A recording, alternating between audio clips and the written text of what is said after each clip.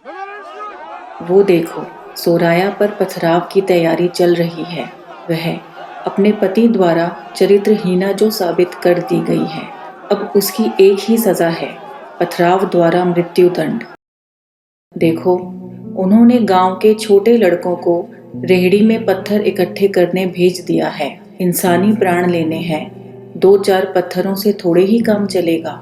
एक उफनती नफरत को अंजाम देना है, कुछ एक पत्थरों से कैसे काम चलेगा। देखो, यहाँ सजा की तैयारी हो रही है। एक चौकोर गड्ढा खोदा जा रहा है, सफेद पाउडर से उसकी बाउंड्री बनाई जा रही है।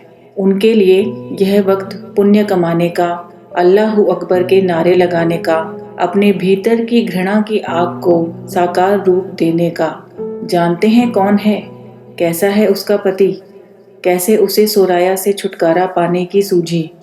20 वर्षीय शादीशुदा जिंदगी और 4 बच्चों का पिता बनने के बाद उसका दिल एक 14 साला लड़की पर आ गया, जो सोराया को तलाक देने का रास्ता उसे सुझा गया। कमबख्त पैसों की कमी जो थी, 2 बीवियों को कैसे रख पाता बेचारा पति।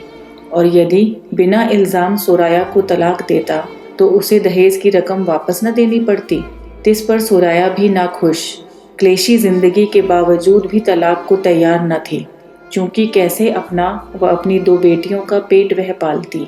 बेटे तो बाप के ही हैं, उन मासूमों को माँ के खिलाफ भड़का जो रखा है। वो कहता है यह आदमियों की दुनिया है, औरतों के लिए इसमें क्या रखा है। सोराया उसे उसका हक नहीं देती। यह अफवाहें वह समाज में फैलाता है। जिस्म पर पिटाई के जख्म देने के बाद जाने वह कौन से हक की बात करता है। एक दिन क्लेशों से उकताई सोराया अपना घर छोड़ अपनी मौसी के यहाँ रह रही है। वह वापस नहीं जा पाएगी ऐसा कह रही है। देखो, गांव में हाफिज नाम के व्यक्ति की पत्नी का इंतकाल हो गया है, जो फौरन ही सोराया से छुटकारा पाने का रास्ता उसके पति के दिमाग में अंजाम दे गया है। जाने कैसे मुखिया को वह वश में रखता है। शायद उसका भी कुछ काला इतिहास है जो वह उससे दबता है। अभी जनाजा उठा भी नहीं है और ये लोग सोराया को सलाह दे रहे हैं हाफिज की बीवी नहीं रही, कैसे वह अपना घर और अपने मानसिक मंद बेटे को संभालेगा। तुम इसका घर संभाल लो, बदले में यह तुम्हें तनख्वाह दे दिया करेगा। षड्यंत्र से बेखबर सोराया आर्थिक स्वतंत्रता के लिए तैयार है। सोराया 2 घर संभाल पाने की अपनी मेहनत से खुश है, किंतु कमबख्त पति को यहाँ भी चैन नहीं। दिन रात वह उस पर निगाह रखता है। हाफिज से कब वह हंसकर बात कर रही है, कब कुछ सामान पकड़ाते उसका हाथ हाफिज के हाथ से टकराया। उसकी निगाह इस पर भी पड़ रही है और अब उसके शैतानी दिमाग में एक ऐसा ख्याल आ गया है जो सोराया से और भी जल्दी छुटकारे का रास्ता उसे दिखा गया है। अब उसने अफवाह फैलानी शुरू कर दी है कि सोराया चरित्रहीन है, हाफिज के घर जा सोती है, किंतु गांव का मेयर कहता है पुख्ता सबूत लाओ। अफवाहों से क्या होता है, सोराया ऐसी औरत नहीं, ऐसे भला कैसे उसे पथराव द्वारा खत्म किया जा सकता है। अब सोराया का पति हाफिज को बहकाना चाहता है। उसके ना मानने पर वह उसे धमकाता है, यदि हमने तुम्हें भी इसमें लपेट लिया तो याद रखो तुम भी उसके साथ मारे जाओगे।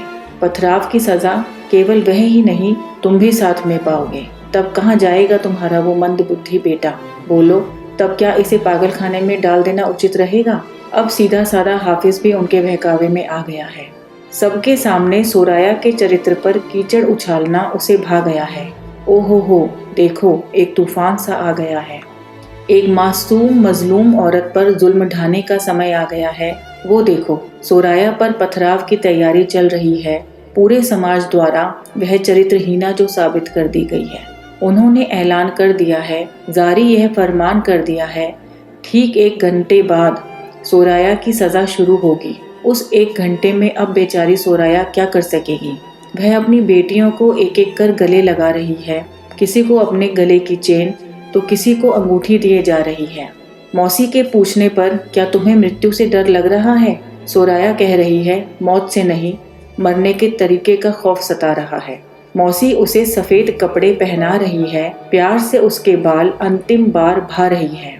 वे लोग उसे लेने दरवाजे तक आ पहुँचे हैं। औरतों ने खुद को काली चादरों से ढक रखा है। उसकी मृत्यु के शोक की तैयारी वे कब की शुरू कर चुके हैं। उस खोदे गए गड्ढे में सोराया को कमर तक उन्होंने दबा दिया है।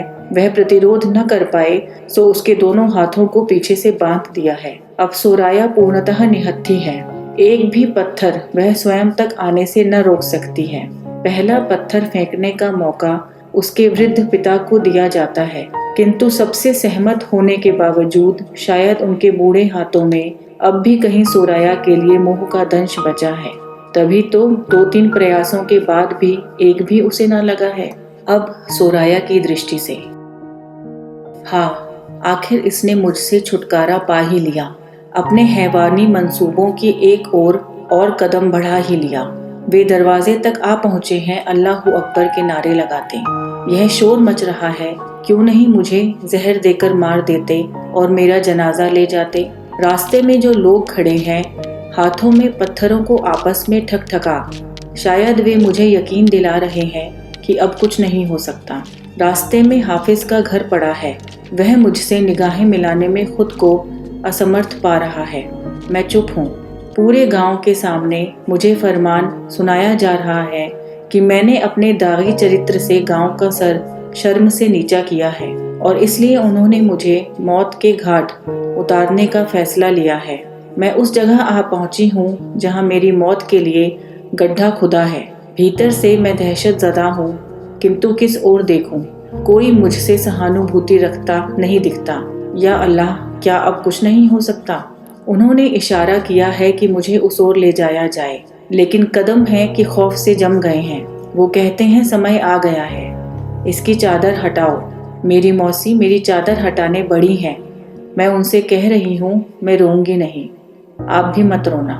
मौसी ने कहा, अपनी पूरी ताकत से प्रार्थना करो, अल्लाह और जन्नत तुम्हारे इंतज़ार में है। वे मुझसे पूछ रहे हैं, सोराया, अगर तुम कुछ कहना चाहो तो कह सकती हो, यह तुम्हारा आखिरी मौका है।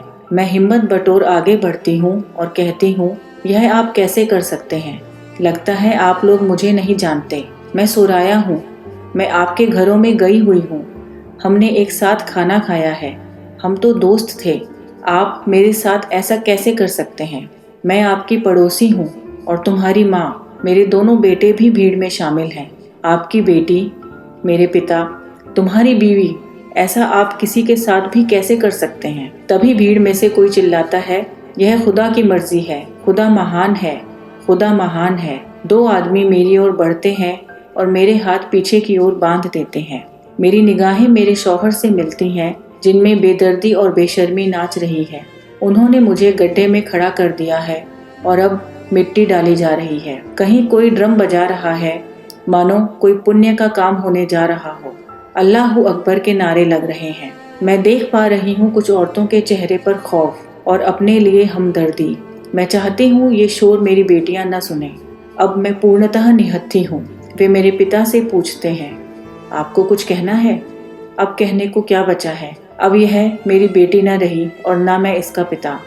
अब जो होना है जल्दी हो और ख़त्म हो। रिवाज के मुताबिक उन्होंने पिता के हाथ में 2 पत्थर पकड़ाए हैं और मौसी एक बार फिर चिल्लाई है, मत मारो मत मारो, इसकी जगह मैं ले लेती हूँ। किंतु मौसी, ये तुम्हारी बाबत नहीं, मेरी बाबत है। मेरे पिता ने एक एक कर 2-3 पत्थर मेरी ओर मारे हैं, किंतु जाने यह उनका मोह है या बूढ़ी हड्डियाँ कि एक भी न लगा। वे कहते हैं, या अल्लाह, मुझे इतनी ताकत दे कि मैं इस वेश्या को मार पाऊँ। लेकिन नहीं, अब भी नहीं लगा।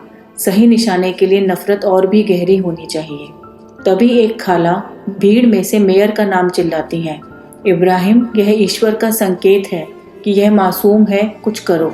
बात पलटती देख मेरा शौहर कह उठा है, यह पत्थर मुझे दो और आप आराम करो। और उसने अपनी 20 साल की नफरत को इकट्ठा कर यह पत्थर मारा। आह, यह मेरे माथे पर आ लगा है और यह दूसरा जो माथे के बीचों बीच लगा है, खून की धारा बह निकली है। मैं बेबसी और दर्द से चिल्ला रही हूँ। पीछे कहीं दूर मौसी की आवाज़ सुन पा रही हूँ, कातिलों, कमीनों। 2 पत्थर मार वह अपने को पीड़ामयी दिखाता पीछे की ओर चला है। कुछ लोगों ने उसके कंधे पर हाथ रख सहानुभूति दिखाई है और मेरे लिए पीछे जा वह दोनों बेटों के कंधों पर हाथ रख खड़ा हुआ है। अब गांव के मौलवी की बारी है। आह, एक और बड़ा पत्थर माथे पर ही। मैं फिर बिलबिलाई हूँ, और अल्लाहू अकबर के नारों का शोर सुन पाई हूँ। अंततः पत्थरों की बरसात और बेपनाह दर्द के बीच मुझे खुला नीला आसमान और उड़ते परिंदे दिख रहे हैं। अब कोई दर्द नहीं। हाँ, मुझसे नफरत ज़दा मेरा बड़ा बेटा ज़रूर रोता दिख रहा है। मैं सोराया।